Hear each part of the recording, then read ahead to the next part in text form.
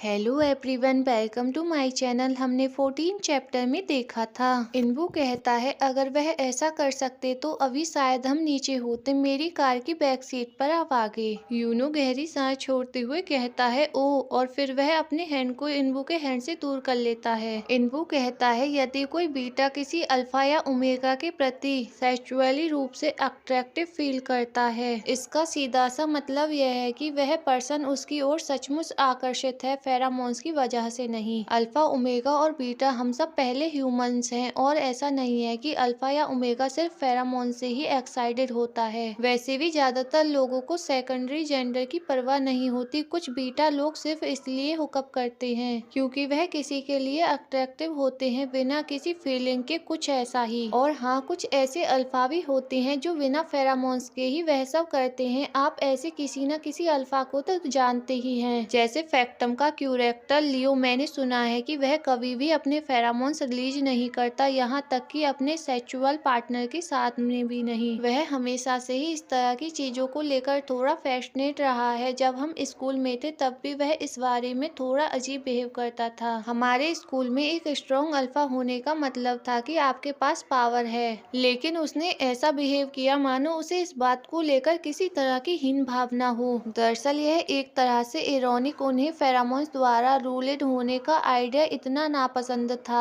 कि उन्होंने खुद को कंट्रोल करने के लिए ट्रेंड किया। इस तरह वह टॉप टायर गोल्डन अल्फा बन गए। यूनो, क्या आप किसी और चीज के बारे में जानना चाहते हैं? यूनो कहता है यस, जब हम पहली बार मिले थे तब आपको क्यों लगा था कि मैं एक अल्फा हूँ? इनवू कहता है क्या आप इसके बारे में मुझसे ऑनेस्टली आंसर चाहते हैं, क्योंकि आप उस टाइम मुझे बहुत ज्यादा अट्रैक्टिव लगे थे, फेरामोन्स के रियलाइजेशन के बिना भी। अल्फा और ओमेगा के बीच में एक अजीब सा अट्रैक्शन होता है जब मैं आपके बारे में कुछ भी नहीं जानता था, और आप में जब ओमेगा जैसी भी स्मेल नहीं थी तब भी मैं आपकी ओर अनयूजुअल रूप से आकर्षित हुआ था। इसलिए मुझे आश्चर्य हुआ कि शायद आप एक अल्फा हैं। सीन शिफ्ट होता है और हमें एक टैक्सी का सीन दिखाया जाता है। यूनो सोचता है अगर बेड पर फेरामोन्स न छोड़ना उसका नियम है तो अगर मैं ओमेगा भी होता तो भी वह उस नाइट अपने फेरामोन्स नहीं रिलीज करता। मेरे ख्याल से शायद मैं ऐसा ही चाहता था। उस टाइम कुछ पल ऐसे भी थे तब मैं उसमें इस तरह से डूब गया था कि यह डरावना था। मुझे आश्चर्य है कि क्या वह सब उसके फेरामोन्स के कारण था, लेकिन इससे भी कुछ भी चेंज नहीं होता। मैंने उसे दूर ढकेलने का विकल्प भी नहीं चुना, यह कोई फेरामोन्स भी नहीं थे। सीन शिफ्ट होता है और हमें मिस हान के घर का सीन दिखाया जाता है। मिस हान कहती हैं यूनो, हमें साथ में बैठकर खाना खाए हुए काफी टाइम हो गया है। हम एक ही घर में रहते हैं लेकिन एक दूसरे से मुश्किल से ही मिल पाते हैं। यूनो कहता है मुझे बिल्कुल भी आइडिया नहीं था कि आर्ट फेयर की तैयारी इतनी व्यस्तता भरी होंगी। मिस हान कहती हैं स्टाफ की इतनी कम संख्या के कारण हम सब में अफरा तफरी मची हुई है, इसमें कोई हेल्प भी नहीं मिलती कि मिस्टर लियो और मैं हर चीज में खुद को शामिल होने से रोक भी नहीं पाते हैं। यूनो कहता है मुझे आपकी यह बात बहुत ज्यादा पसंद है, मुझे खुशी है कि मैं आपकी थोड़ी सी भी हेल्प कर सकता हूँ। पहले मुझे इस बात की चिंता थी कि मैं बस बाधा ही बनूंगा, लेकिन अब मुझे लगने लगा है कि फैक्टम में शामिल होना मेरा सही डिसीजन था। मिस हान कहती हैं अरे वाह, तुम कितनी प्यारी बातें करते हो, चलो आज मिलकर खूब सारा खाना खाते हैं। वैसे भी इसके लिए मैं पे नहीं कर रही हूँ। सीन शिफ्ट होता है और हमें रेस्टोरेंट के अंदर का सीन दिखाया जाता है। यूनो वहाँ पर लियो को देखकर सरप्राइज हो जाता है। मिस हान लियो से कहती हैं आप टाइम से पहले ही आ गए। लियो उन दोनों की तरफ देखता है तो यूनो लियो को जल्दी से वो करते हुए कहता है हेलो। मिस हान यूनो को ऐसा करते हुए कहती हैं क्या मैं आपको बताना भूल गई थी कि लियो भी हमारे साथ खाना खाने वाला है। आपने सोचा होगा कि यहाँ पर सिर्फ हम दोनों ही होंगे, इसके लिए मुझे माफ करें। आजकल मेरा माइंड पूरी तरह से उलझा हुआ है। यूनो कहता है कोई बात नहीं, मुझे उम्मीद नहीं थी कि वह यहाँ पर होगा, बस इतना ही। मिस हान चेयर पर बैठ जाती हैं। यूनो टेबल को देखते हुए कहता है तो क्या यह कंपनी का डिनर है? मिस हान कहती हैं बिल्कुल नहीं, मैं तो बस यह चाहती थी कि तुम कुछ अच्छा खा लो क्योंकि तुम्हारी हेल्थ ठीक नहीं है। यूनो कहता है अब मैं ठीक हूँ, लेकिन इसके लिए थैंक्स। लियो शांति से अपना डिनर कर रहा होता है तो मिस हान यूनो से कहती हैं अगर जोहान हमारे साथ होता तो आज आप ईल ट्राई करने का मौका नहीं मिलता, यह चीज बाकी बहुत बढ़िया है। आप यह मेक श्योर करें कि आपके पास इसकी पर्याप्त मात्रा हो। लियो यूनो से कहता है अगर और कुछ नहीं तो कम से कम इसे जरूर ट्राई करें, इसे मेडिसिन की तरह समझे, फूड की तरह नहीं। यूनो उस डिश को ट्राई करते हुए अपने मन में कहता है,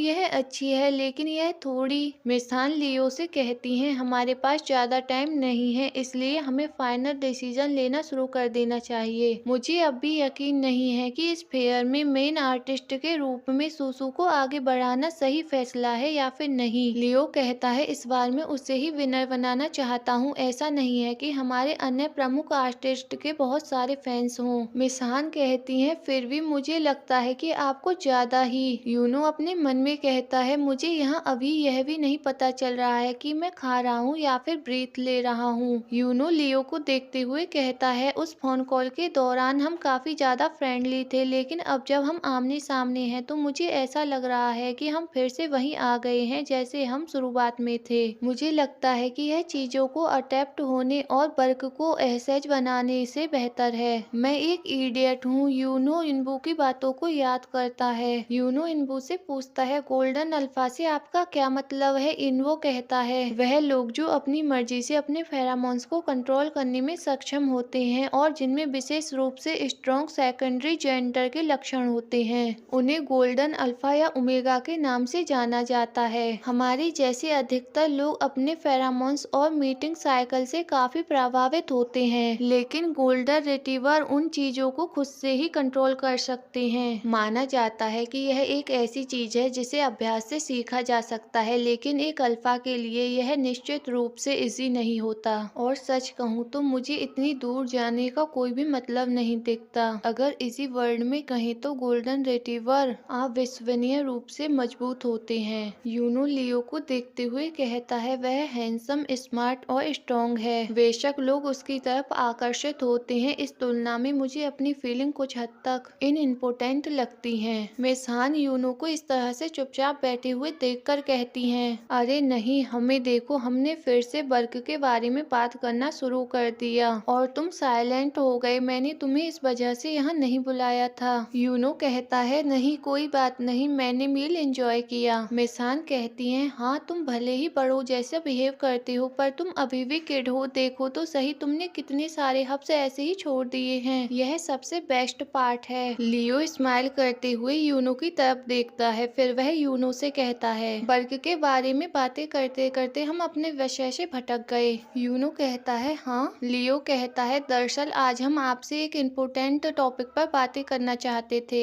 मैंने डायरेक्टर हान से आपके बारे में बातें की थी। यूनो क्वेश्चनिंग लुक से उसकी तरफ देखता है। लियो कहता है, यूनो आपको दोबारा पेंटिंग करने के बारे में कैसा लगेगा? गाइस, हमारा यह चैप्टर यहीं पर लास्ट होता है। आई होप आप लोगों को वीडियो पसंद आई होगी। अगर वीडियो पसंद आई हो तो प्लीज लाइक, कमेंट और शेयर करें।